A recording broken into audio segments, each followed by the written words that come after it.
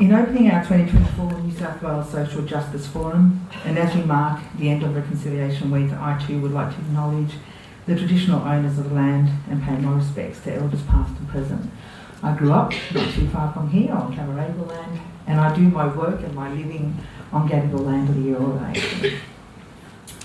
The theme of this year's Reconciliation Week, now more than ever, reminds of the urgent need for us to work together to achieve recognition, self-determination and justice for First Nations people.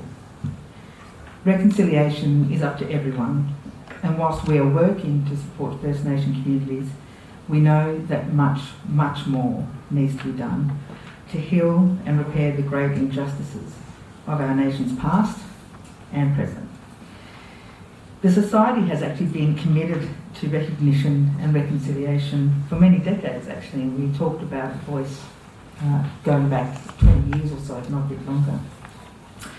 And in the wake of the voice referendum, we remain committed to supporting the goals of the Uluru Statement from the Heart. I heard someone say, I can't remember who it was, a couple of days ago, that we would count ourselves amongst one of the 6 million allies who voted yes. We continue to ally with First Nations communities in calling for greater self-determination and justice. This year we've joined the New South Wales Raise the Age campaign to increase the age of criminal responsibility and reduce the overrepresentation of children, particularly Aboriginal children, in our juvenile justice system. We have also supported the recommendations of First Nations groups in our 2024-2025 New South Wales pre-budget submission by calling for the greater investment in Aboriginal community-controlled housing and homelessness services to deliver more culturally appropriate support. But we know that it is not enough to hold others to account. We must also lead by example.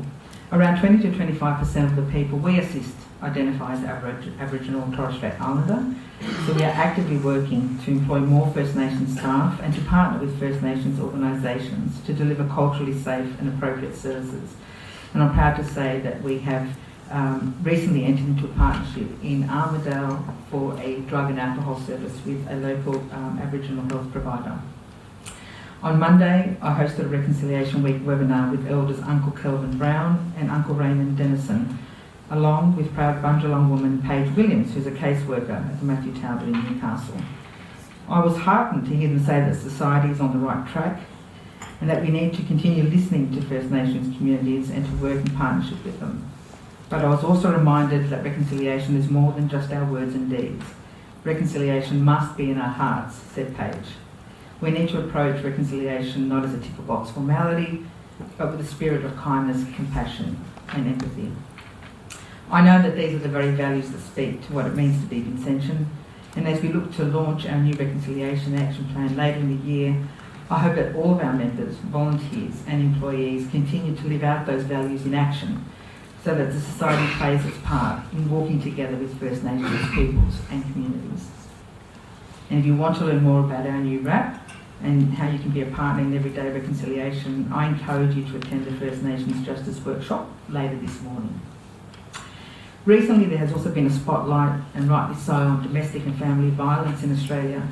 This discussion has taken place against the backdrop of one woman being killed at the hands of a partner or ex-partner in Australia every week, with more than 30 women killed in Australia so far this year.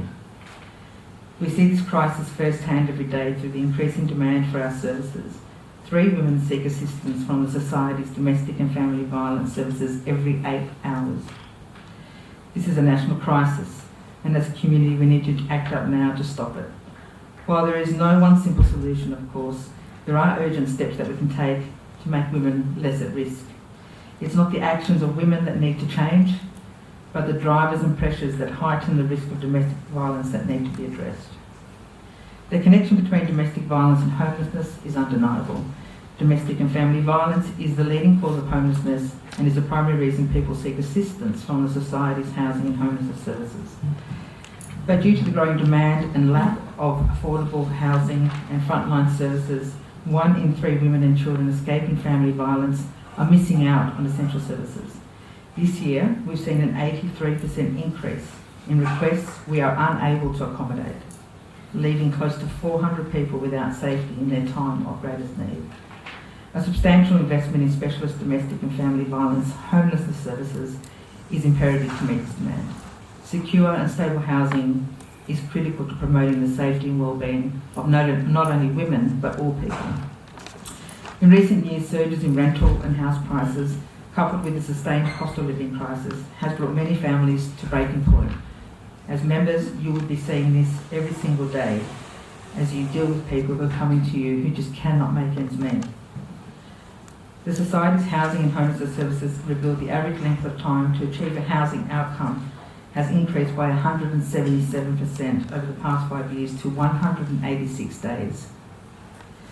A multi-billion-dollar investment in social housing is urgently needed to build new homes and upgrade existing housing stock so that all Australians have a safe and secure place to call home.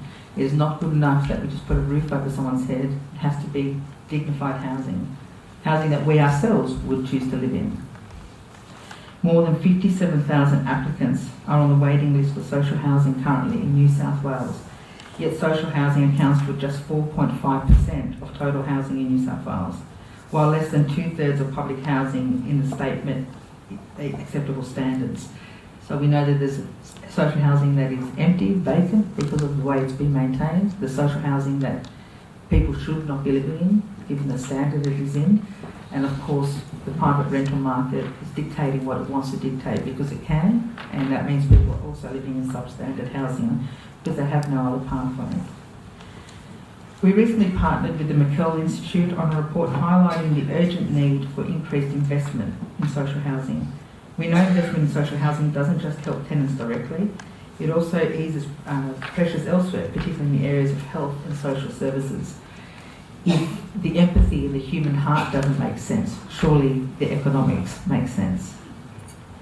A well-funded social housing system in New South Wales is crucial for addressing the housing crisis, promoting economic resilience and fostering inclusive communities. I think it's time that all of us forgot about the NIMBY and moved to what is now being called the YIMBY, the yes in my backyard. I'm inspired to see so many of our members here today, our volunteers and our employees joining together. Over 130 of us, I think, are in this room, committed to creating a fairer and more just society. Actually, people putting their money where their mouth is, so to speak, giving every day selflessly to help others. Advocacy for social change is a long game.